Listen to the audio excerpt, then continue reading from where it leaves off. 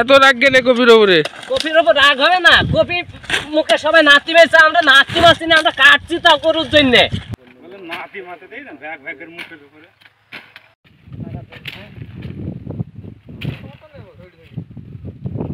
ইচ্ছা ছিল যে আমি এবার কপি বেশি বি করবো ভাই, এই বছর আমার বিটা হবে না নে ভাই। ভালো দেখি দেখেছি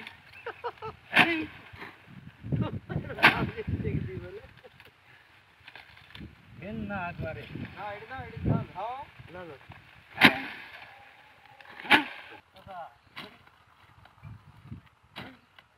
তবে ঠান্ডা, এখন ঠান্ডার সময় এই ঠান্ডা কপি খেয়ে গরু রোগ নিয়ে আসা হয়েছে।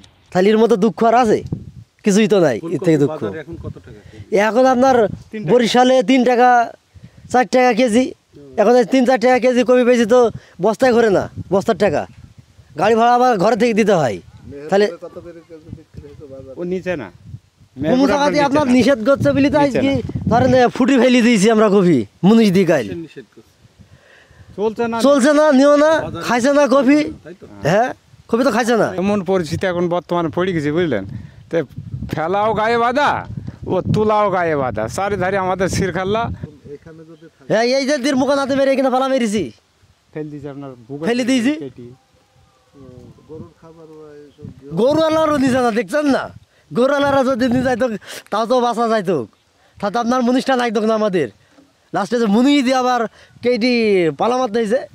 আপনার 1 বিঘে ভুঁই ছাপ করতে আমাদের দেখা গেল 4000 টাকা পড়ে যাচ্ছে মুনিশ খরচ, মানে তুলি ফেলে দিতে হচ্ছে আমাদের 4000 টাকা লেগে যাচ্ছে।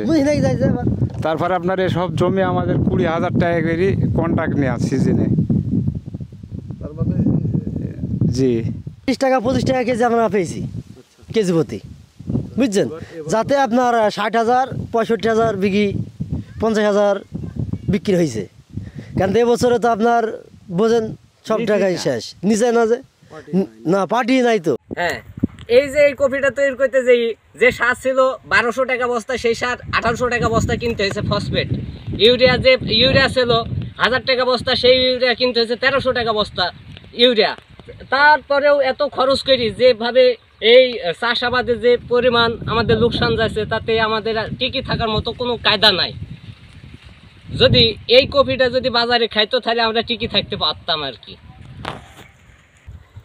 এই যে এই সার বিষ যেমন পাওয়া যাচ্ছে না, কষ্ট করে সার বিষ ব্যবস্থা করেও তারপরেও এই ফসলটা তৈরি করছি, মানুষে তো খাইছে না, তারপরে গরু ছাগলেও খাইছে না।